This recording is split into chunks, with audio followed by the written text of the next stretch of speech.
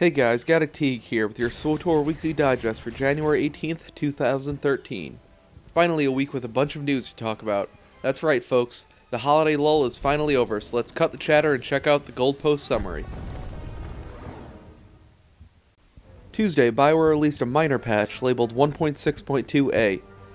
In the patch, BioWare updated the picture of the Skip Tracer Cartel Pack to more accurately reflect the gear it contains, which is cool, I guess. The only other patch note is a very vague implemented optimizations to improve overall server stability. It's very hard to comment on how much optimizations like this will actually help players overall, but over the holidays servers were performing noticeably poor, so anything would be an improvement, I guess. Not every patch can be super exciting, but here's something that definitely is. The GRE, they're returning! Yeah, I didn't know they left either. All jokes aside, we now have some confirmed facts on the much discussed upcoming patch 1.7. As heavily implied, patch 1.7 will have an event located on Ilum. This event will be the game's first recurring event, meaning we will see this event again at some point in the future. Not much else is known, but it looks like it will give Republic and Empire players a reason to quest in the same areas, in order to encourage more organic world PvP.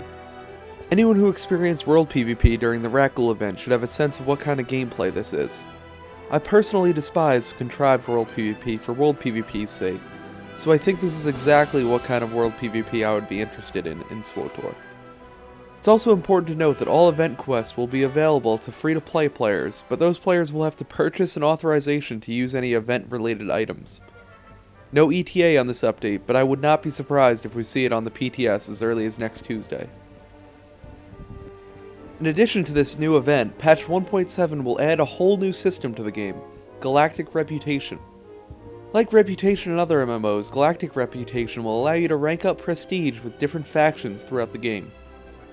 The screenshots given with the announcement include the factions the GRE Enclave, the Imperial First Mobile Fleet, the Imperial Guard on Belsavis, and the Voss.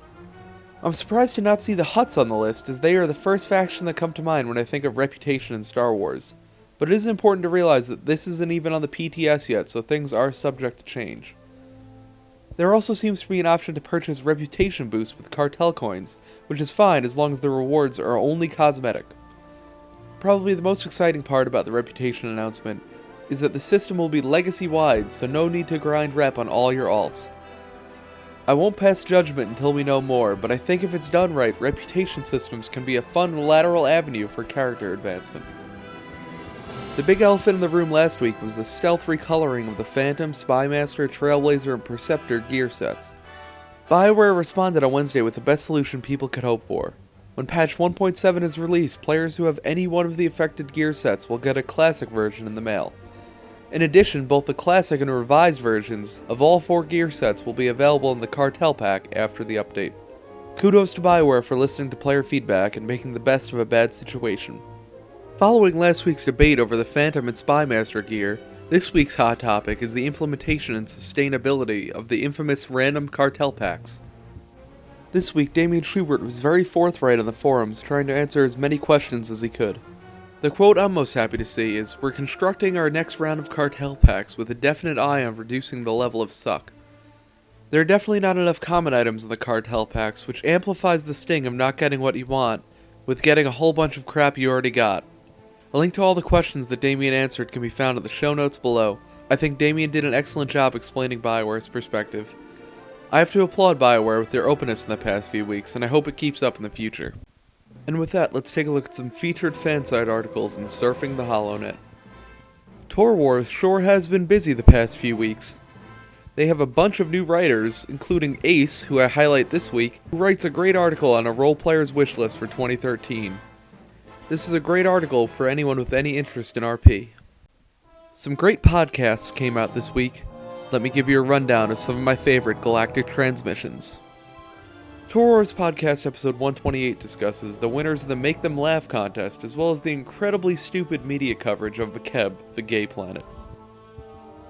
In DD's penultimate Corellian Run radio podcast, Carla, Deirdre, and special guest Drew talk about all things SWTOR, including their analysis of Jeff Hickman's State of the Game blog. The UtiniCast is one of the most entertaining podcasts I listen to. If you like SWTOR, then you'll like this podcast. Every week is a good episode, and this one is no different, so go listen to episode 61 over on their site. That's all the headlines from this week. If you like what you've seen, make sure to like and subscribe so you don't miss out on any SWTOR news updates. Until next week, this is Gaddock Teeg signing off.